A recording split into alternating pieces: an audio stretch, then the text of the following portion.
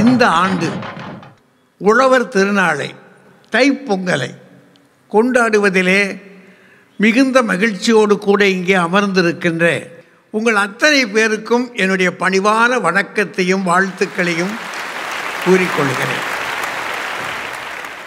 இன்றைக்கு ஒரு பட்டிமன்ற தலைப்பு, பாரம்பரியத்தை பெரிதும் போற்றுபவர்கள் ஆண்களா பெண்களா? தலைப்பை சொன்ன உடனேயே பக்கத்தில் ஒருத்தர் இப்படி பார்க்குறாங்க. உனக்கு விளங்குது அது என்ன பாரம்பரியம்? நம்ம தெருக்களில் சண்டை எடுக்கும்போது பார்த்துருக்கணும் நீங்கள். உன்னை தெரியுண்டா எனக்கு. அவன் திருப்பி சொல்லுவான், ஓ வம்ச பாரம்பரியமே எனக்கு தெரியும்டா. என்னத்தானா தெரியும்? தலைமுறையாக தெரியும்டா. உன்னைய என்னமோ நினச்சிக்கிட்டு இருக்க நீ. நான் நினச்சேன்னா உன்னைய என்ன ஆக்குவேன் தெரியுமா? தொலைச்சி ஜாக்கிரதை அப்படின்டா. பாருங்க, தலைமுறையாக பாரம்பரியம் என்பது ஒன்றுக்கு பின்ன வரணும். அதாவது வாழையடி வாழையாக தலைமுறையாக தொடர்வது. இவ்வளோதாங்க சுருக்கம். இதை போற்றுபவர்கள் பின்பற்றுவதில் யார் ரொம்ப முக்கியமான ஆள்? ஏன்னா ஒரு 3 பேர் இந்த பக்கத்தில் இதுகளுக்கு என்ன தெரியும்? இல்லை என்ன தெரியும்?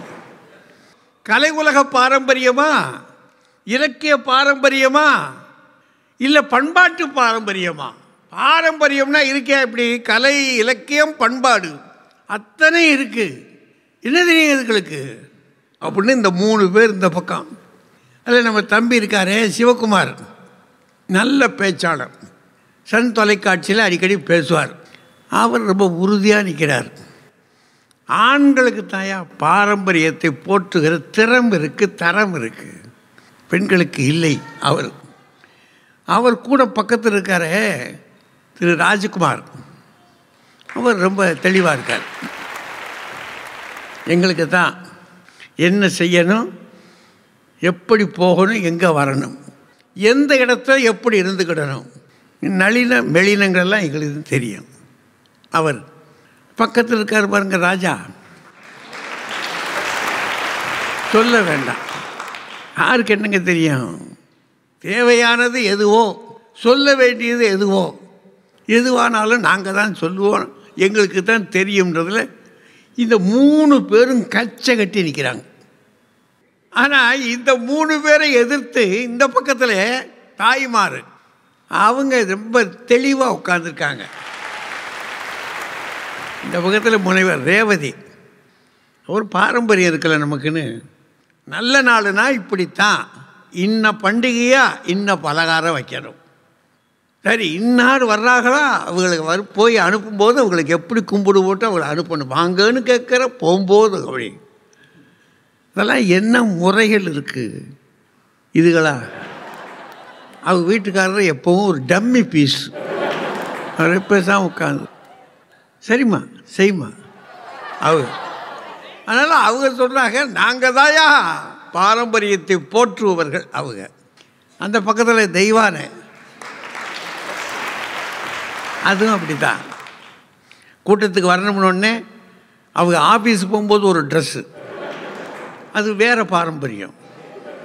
இப்போ இங்கே வந்திருக்க பாருங்க, இந்த நாட்டு பாரம்பரியம்னா என்ன, அது அப்படியே அடையாளம் காட்டி வந்திருக்காங்க பாருங்க அவங்க. அங்கே கடைசி நம்ம பாரதி பாஸ்கர், பாரம்பரியத்தை எங்களுக்கு நீங்கள் சொல்லிக் கொடுக்குறீங்களா? ஊருக்கு உலகத்துக்கு சொல்லிக் கொடுக்குறதே நாங்கள் தாயா. அவங்க சொல்கிறாங்க, நாங்கள் சொல்ல வேண்டியதை போய் இந்த ஆட்கள்கிட்ட சொல்கிறீங்களே, என்ன அவசியம் அப்படின்னு. கொஞ்சம் சிரமந்தான். இந்த கட்சி இன்னைக்கு பிள்ளை பிழைக்காது. பார்ப்போம், கொஞ்சம் யோசித்து பார்ப்போம். அதனால் இப்போ பாரம்பரியத்தை பெரிதும் போற்றுபவர்கள் ஆண்களே என்ற அணி தொடங்குகிறது. தம்பி சிவகுமார் அவர்கள் அதை தொடங்கி தன் கட்சியை தக்க வைப்பதற்கான முயற்சிகளுக்கு வருகிறார். உங்கள் சார்பில் அவரை அழைக்க இந்த நிகழ்ச்சியை உலகம் முழுவதும் கண்டு ரசித்துக் கொண்டிருக்கின்ற அருமை தமிழர்களே, அன்பான வணக்கங்கள், பொங்கல் வாழ்த்துக்கள். கனம் நடுவர் அவர்களே, நீங்கள் சிறந்த தமிழறிஞர். எங்களை அழைக்கிற பொழுது பிள்ளை பிழைக்காது என்று வாழ்த்தி சொன்னதாகத்தான் நாங்கள் புரிந்து கொள்ளுகின்றோம். காரணம், பிள்ளை பிழைக்காது என்றால் பிள்ளை பிழை செய்யாது என்றும் ஒரு பொருள் உண்டு. அருமை அருமை. பாரம்பரியத்தை போற்றுவது என்கிற சொல்லுக்கு பின்னால் பல அம்சங்கள் இருக்கின்றன. இப்படி சொல்லுகிறேன், பாரம்பரியத்தை பொறுத்த வரைக்கும் ஆண்கள் தான் பாதுகாப்பாளர்களாக இருக்கிறார்கள், பெண்கள் அவ்வப்பொழுது பங்கேற்பாளர்களாக இருக்கிறார்கள். ஏதோ வந்து போவாங்க. நான் அதனுடைய 4 முக்கிய கூறுகளை சொல்லுகிறேன். ஒன்று, பாரம்பரிய தொழில். நம்முடைய இந்திய பாரம்பரிய தொழில் என்றால் விவசாயம்தான். கொஞ்சம் 3 பேரும் மனசை தொட்டு சொல்லுங்க, விவசாயி அப்படின்னா நம்முடைய மனக்கண்ணுக்கு முன்பாக ஒரு ஆண் தான் தோளில் கலப்பையை வைத்துக்கொண்டு முண்டாசு கட்டி கொண்டு போவதாக தோன்றும். அவனுக்குத்தான் மழை எப்போ வரும், எது நல்ல நிலம், எது நன்சை, எது புன்சை, என்ன உரம் போடலாம், ஊடு பயிர் என்ன போடலாம், அந்த துறை சார்ந்த அறிவு, மரபார்ந்த ஞானம், மரபார்ந்த உரிமை ஆணுக்கு இருக்கிற அளவிற்கு ஒரு நாளும் பெண்ணுக்கு இருக்க முடியாது என்பதுதான் எங்களுடைய வாதம். இவங்க அப்பப்போ நடுவில் வந்து இவன் எல்லாத்தையும் பண்ணி முடிச்சா அப்புறமா களை பிடுங்கிறது, நாற்று நடுறதுன்னு புறணி பேசிக்கிட்டே, ஏக்கா குப்பம்மா பொண்ணு என்னாச்சு தெரியுமா, கண்ணாலம் கட்டிச்சு, என்ன அத்தையாண்டி கேட்குறேன், அது கண்ணாலம் கட்டிச்சு, கட்டினவங்க கதி தான் என்னாச்சு தெரியுமான்னு ஆரம்பிச்சா அன்னைக்கு சேத்துல குப்பம்மா பொண்ணையும் சேர்த்து நடப்போகுதுன்னு அர்த்தம். இன்றைக்கு கூட இந்த விவசாயத்திற்கு ஒரு சிக்கல் வருகிற பொழுது நம்முடைய இந்திய தலைநகரில் 1000 ஆண்கள் தான் அங்கே இருந்து போராடி கொண்டிருக்கின்றார்கள் என்றால், இந்த மண்ணினுடைய இயற்கை வேளாண்மையை மீட்டெடுப்பதற்காக வாழ்நாள் முழுவதும் உழைத்தாரே நம்மாழ்வார், இயற்கை விஞ்ஞானி, அவருக்கு இணையாக ஒரு பெண்ணை காட்டுங்க. கனம் நடுவர் அவர்களே, அடுத்ததாக பாரம்பரிய உணவுன்னு ஒன்று உண்டு. நான் கேட்கிறேன், எத்தனை பெண்களுக்கு இந்த தலைமுறையில் நம்முடைய கேழ்வரகு, வரகரிசி, கம்பு இதெல்லாம் வச்சு சமைக்கிறதுன்னு ஒன்று இருக்குன்னு தெரியும்? கனம் நடுவர் அவர்களே, அன்றன்றைக்கு சமைத்து அன்றன்றைக்கு சாப்பிடுவது தான் பாரம்பரிய உணவு பழக்கம். இந்த ஃப்ரிட்ஜுன்னு ஒன்று வந்ததிலிருந்து சுட சுட சாப்பிட்றதுன்றது போய் சுட வச்சு நமக்கு சாப்பாடு போட்டுட்ருக்காங்க நடுவர் அவர்களே. இவங்க பாரம்பரியத்தை அப்படி பாதுகாக்கிறாங்க. நான் எல்லாத்துக்குள்ளேயும் போலங்க, உதாரணத்துக்கு ஒன்று சொல்லுகிறேன். நம்முடைய பாரம்பரிய இசைக்கலை இருக்கிறதே, அதை வளர்த்தெடுத்தவர்கள் தமிழிசை மூவராக இருக்கட்டும், சங்கீத மும்மூர்த்திகளாக இருக்கட்டும், 6 பேருமே ஆண்கள் தான்.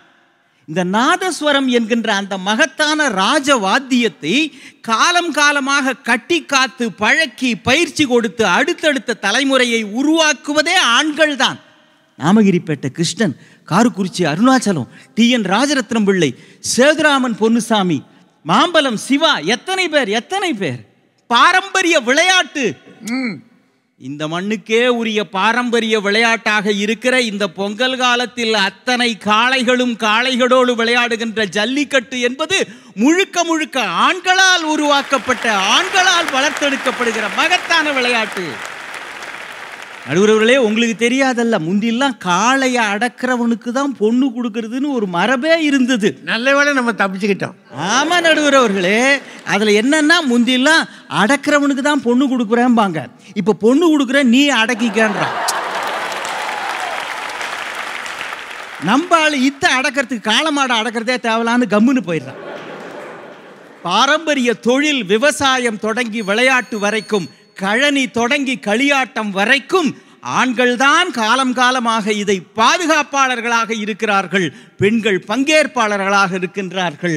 பரந்த மனோபாவம் என்கின்ற பானையில் ஈகை என்கின்ற பால் பொங்க, அதில் அன்பு என்கின்ற வெள்ளக்கட்டியை போட்டு ஏலம் கிராம்பு எல்லாம் தமிழர்கள் செய்கிற சமுதாய பொங்கலில் இருக்கட்டும், ஏலம் கிராம்பு இருக்கட்டும், தமிழர்களே ஜாதிக்காய் மட்டும் அதில் இல்லாதபடி பார்த்துக் கொள்ளுங்கள் என்று கூறி நிறைவு செய்கிறேன். வணக்கம்.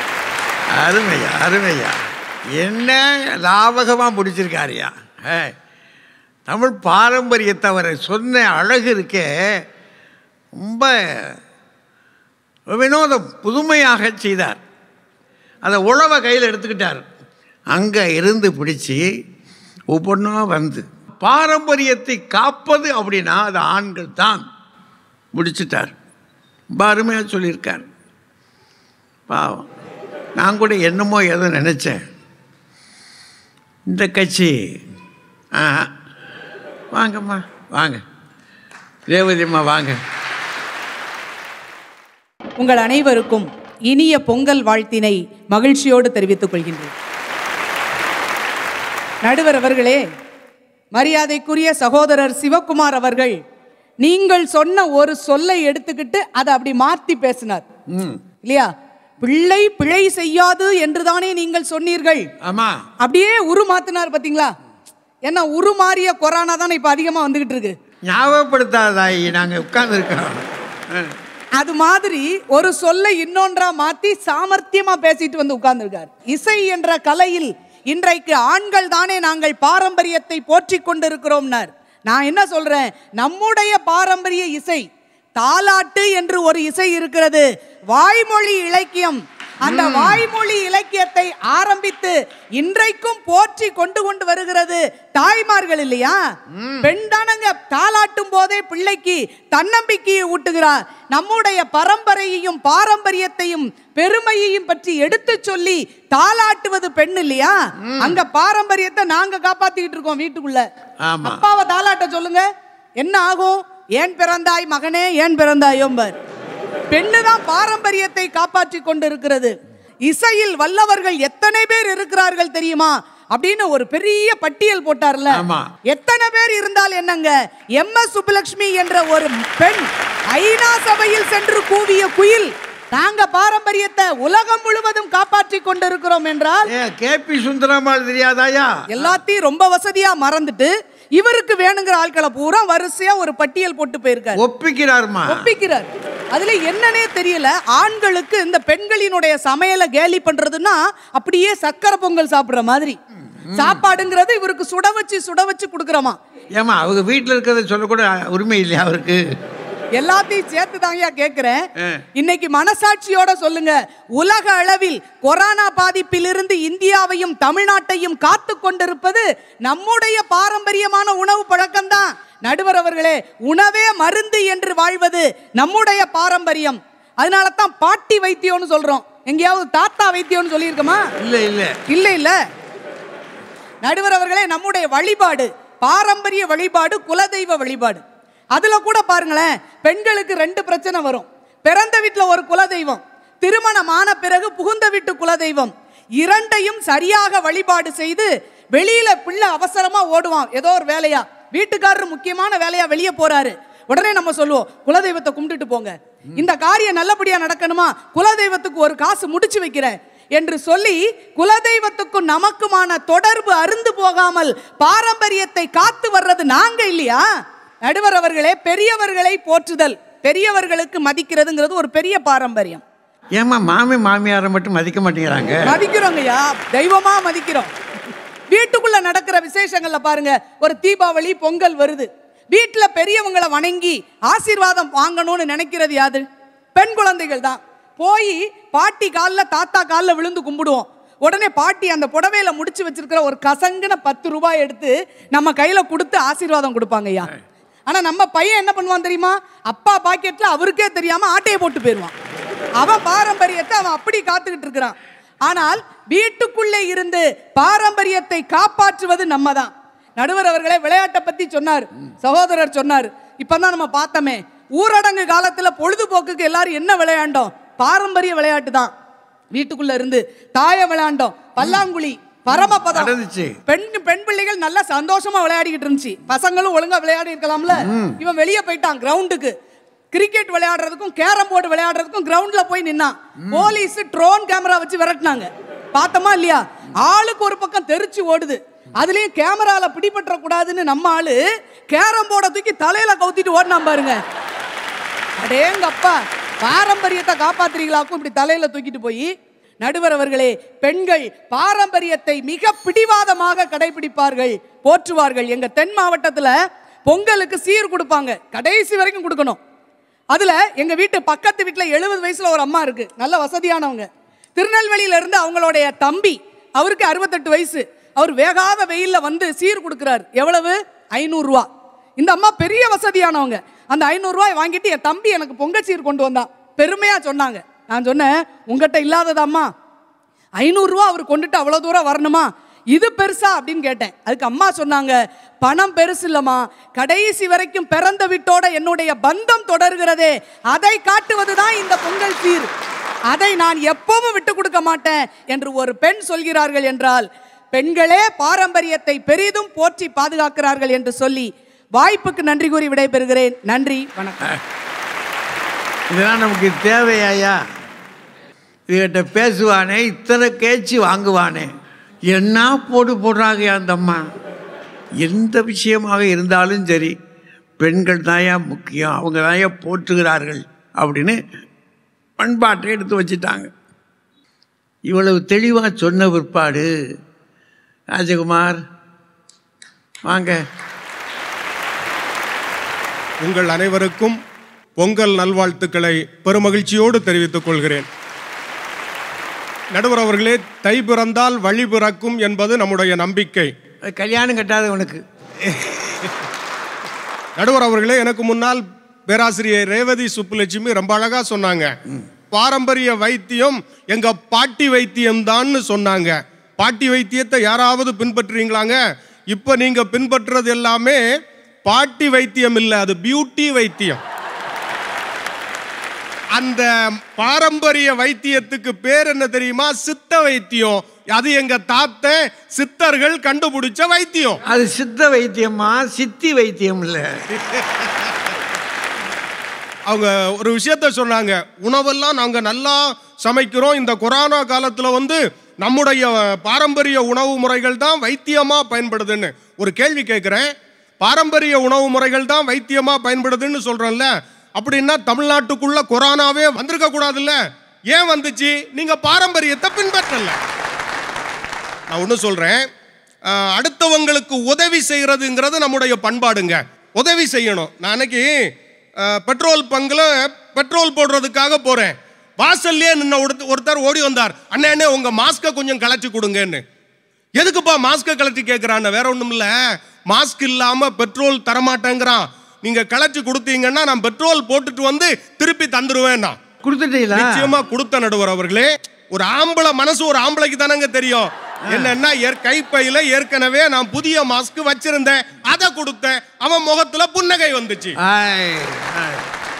அடுத்தவங்களுக்கு உதவி செய்யற அந்த பண்பு இயல்பிலேயே ஆண்களுக்கு இருக்கு, பெண்கள் அப்படி பண்ண மாட்டாங்க. மனைவியை சொல்லும் போது வாழ்க்கை துணைன்னு தானங்க சொல்றோம். எங்கேயாவது துணை செய்றீங்களா?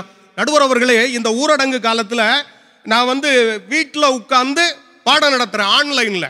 அது என்னமோ தெரியலங்க, நான் ஆன்லைன்ல கிளாஸ் ஆரம்பிச்ச உடனே எங்க வீட்டம்மா மிக்ஸி அரைக்க வந்துருது. என்னால பாடத்தை விளக்க முடியல. நான் சொல்றேன், எப்ப அந்த நேரம் பார்த்து வராதேன்னு. நீ உங்க சத்தத்துக்கு இது பரவாயில்லைங்குது. சரி, மனைவிக்கு ஒத்தாசை பண்ணுவோன்ட்டு பாடத்தை நடத்திட்டு கொஞ்சம் பாத்திரம் விளக்கலாம் அப்படிங்கிற ஒரு நல்ல மனசோட பாத்திரம் விளக்குறதுக்காக போவோம்னா, நான் போகும்போது கொஞ்சமா பாத்திரம் இருக்குங்க. நான் பாத்திரம் விளக்க போறேங்கிறத தெரிஞ்சதுமே அங்க பரன்ல இருக்கிற பாத்திரம் எல்லாம் மொத்தமா கூட்டிடுறாங்க.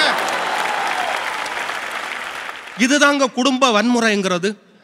ஆண்கள் வந்து கிராமங்கள்ல கிரிக்கெட் ஆடுறாங்க, என்னென்னமோ கிண்டல் பண்ணி சொன்னாங்க. தயவு செய்து இனி நம்முடைய சகோதரர்கள் கிரிக்கெட் ஆடுனா கிண்டல் பண்ணாதீங்க, அவனை ஊக்கப்படுத்துங்க. அப்படி ஊக்கப்படுத்தியதால் தான் நடராஜன் என்கின்ற நம் சகோதரன் ஆஸ்திரேலியாவில் சென்று வெற்றி கொடி நாட்டி இருக்கிறார். நீங்க அதுல சிறப்பு என்ன தெரியுமா? 2020 மேட்ச் முடிஞ்சதும் இங்க இருந்து பேட்டி எடுக்கிறாங்க. ஆஸ்திரேலியா கிரவுண்ட்ல நின்னுட்டு தமிழில் பேசினான் என் சகோதரன், தமிழில் பேசினான். எப்போதெல்லாம் தமிழன் உயர்கிறானோ அப்போது தமிழும் உயரும். ஏஆர் ரகுமான் ஆஸ்கார் வென்ற போதும் உலக அரங்கில் தமிழ் ஒலித்தது. எங்கள் நடராஜன் ஆஸ்திரேலியாவில் வென்ற போதும் உலக அரங்கில் தமிழ் ஒலித்தது. அதான் சிறப்பு. நடுவர் அவர்களே, விருந்தோம்பல்ங்கிறதே போயிடுச்சு. பெண்கள் என்றைக்கு வீட்டினுடைய முழு அதிகாரமும் அவங்க கையில போச்சோ அப்பவே விருந்தோம்பல் இல்லைங்கிற நிலைமைக்கு ஆயிடுச்சுங்க. அதுலயும் நம்ம சொந்தக்காரங்க எல்லாம் வந்தாங்கன்னா அவங்களுக்கு எதிரியை பார்த்தது மாதிரியே ஒதுங்கிக்கிறாங்க. அதுதான் பாரம்பரியமா? அந்த பாரம்பரியம் எங்களுக்கு தேவையில்லைங்க. எங்களுக்கு எல்லாமே ஒண்ணுதான். வீட்டிலையும் சரி, சமூகத்திலும் சரி, நம் பாரம்பரியத்தை தொடர்ந்து அழைத்து செல்வது, அதை உயரே ஏற்றி கொடி பறக்க விடுவது எப்போதும் ஆண்கள் தான். நான் இப்படி சொல்லி நிறைவு பண்றேன். பெண்ணினுடைய பாரம்பரிய பற்றுங்கிறது இ பாஸ் மாதிரி கொஞ்சம் குழப்பம் இருக்கும். ஆனா ஆண்களுடைய பாரம்பரிய பற்றுங்கிறது ஆல் பாஸ் மாதிரி எப்போதும் சந்தோஷம் இருக்கும். வாய்ப்புக்கு நன்றி, வணக்கம். அது இவங்க இ பாஸா, இவங்க ஆல் பாஸா? ஆச்சரியமா இருக்குது. பாரம்பரியம் அப்படின்னா அது பூரா ஆண்கள் தாயா, பின்பற்றுகிறவரே ஆண்கள் தான், அதை போற்றுபவன் ஆண் தான். ரொம்ப லாபகமாக முடிச்சிட்டார். வாங்கம்மா தெய்வான வாங்க. உங்கள் அத்துணை பேருக்கும் என்னுடைய அன்பான வணக்கங்களும் பொங்கல் திருநாள் வாழ்த்துக்களும். நடுவரவர்களே, எத்தனையோ வள்ளல்களை பார்த்துருக்கோம். ஆனா மாஸ்க் கொடுத்த வள்ளல முதல்ல இங்க தான் பார்க்கிறோம். அவர் பாரம்பரியத்தை பரப்ப போல கொரோனாவை பரப்ப போயிருக்கிறார். நடுவரவர்களே, ஒன்றை நாம் சிந்தித்து பார்க்க வேண்டும். எந்த பெண்ணும் சுடிதார் போட்டு மேல சேலை கட்டுறது இல்ல. ஆனா நீங்க சென்னைக்கு வந்து பாருங்க, பேண்ட் போடாம எந்த பையனாலையும் வேஷ்டியை ஒட்டிக்க கூட முடியாது.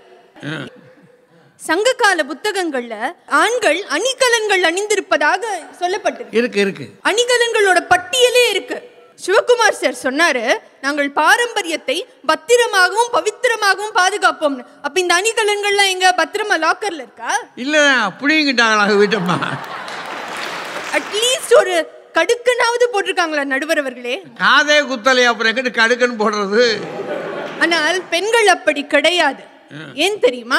எல்லார் வீட்லயும் அம்மா வந்து சொல்லுவாங்க, இந்த வளையல் சின்னதா இருக்கு பாத்தியா, யார் போட்டது தெரியுமா? நீ சின்ன வயசுல போட்டது.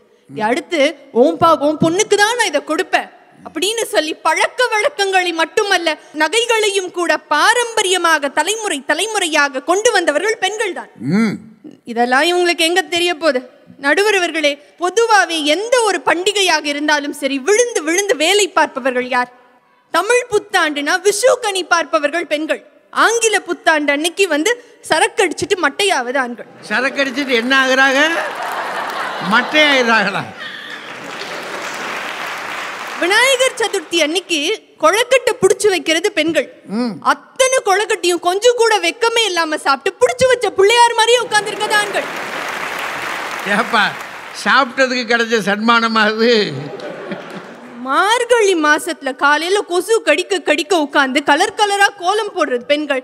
யோசிக்காம 8 மணிக்கு பைக்கு நேர ஏத்தி நிப்பாட்டுறது ஆண்கள். ஒவ்வொரு பண்டிகையையும் விழுந்து விழுந்து கொண்டாடுபவர்கள் பெண்கள். சிவபூஜையில கரடி மாதிரி இருப்பது ஆண்கள். இவங்க நிறைய சொன்னாங்க, பாரம்பரியத்தை நாங்கள் வளர்க்கிறோம். ஒருவேளை ஊர் பக்கத்துல இருந்து ஒரு பொண்ணை கல்யாணம் பண்ணிட்டு சென்னைக்கு கூட்டிட்டு வந்தாங்கன்னா, நல்ல பாரம்பரியமா தலைக்கு எண்ணெய் வச்சு பூ வச்சு சேலை கட்டிட்டு வர பொண்ணை சென்னையில் இப்படியெல்லாம் இருக்க மாட்டாங்க, பட்டணத்துல இப்படியெல்லாம் இருக்க மாட்டாங்க, நீ இதெல்லாம் மாத்திக்கோ அப்படின்னு சொல்லி பாரம்பரியமான பெண்ணை கூட பட்டிக்காடாக பார்ப்பதுதான் ஆண்களினுடைய வழக்கம். நடுவரவர்களே, பெண்கள் பாரம்பரியத்தை ஒரு தலைமுறையிடமிருந்து அடுத்த தலைமுறைக்கு எடுத்து செல்பவர்கள். இத ஆண்களிடம் பார்க்க முடியாது. இன்னைக்கு சொல்ல போனா தமிழகத்துல எதை வேணா பிரிச்சிடலாம், ஆனா இந்த ஆண்களையும் ஷூவையும் பிரிக்கவே முடியாது. ஐடி கம்பெனில ஐடி கார்டை மறந்து வச்சுட்டு வந்தவன் கூட ஷூவை மறக்காம போட்டுட்டு வந்துடுவான். ஆனா துவைக்காம தான் போட்டுட்டு வருவான் சாக்ஸ. அப்ப அந்த ஃப்ளோர் முழுக்க ஒரு பெருச்சாலி இனத்தினுடைய ஒரு நறுமணம் வந்து சேரும். ரொம்ப கஷ்டப்படுறீங்கன்னு தெரியுது.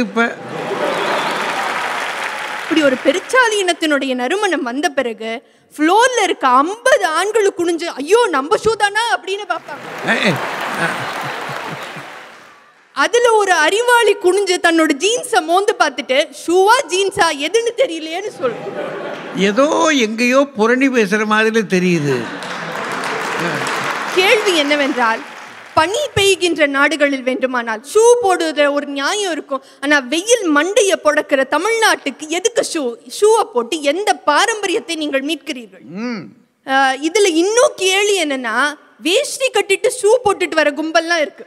அந்த காலத்தில் வேஷ்டியை கட்டி டை போட்டிருந்தாங்க, ஞாபகம் இருக்கா? இன்னைக்கு நம்ம செய்தித்தாள்கள்ல எவ்வளவு படிக்கிறோம். சிலம்பம் நடத்துகின்ற ஆசிரியர்கள் சொல்றாங்க, கடந்த 2 ஆண்டுகள்ல ஆண்கள் வருவதை விட பெண்கள் அதிகமாக சிலம்பம் கற்க வருகிறார்கள் என்று சொல்கின்றார். பாதுகாப்புக்கு தேவைப்படுதுமா?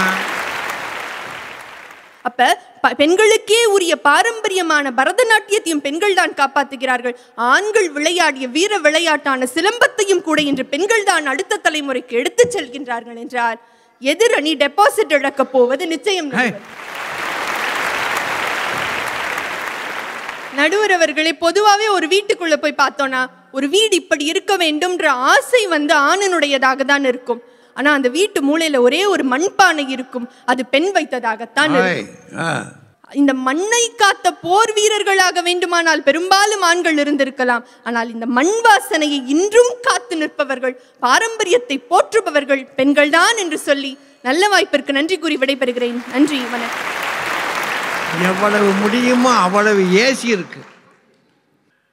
பரவாயில்ல, இன்னைக்கு அந்த ஆள் வாங்கல, எதுவானாலும் சரியா ஆண்களுக்கு விவரம் பத்தாதுன்றாங்க.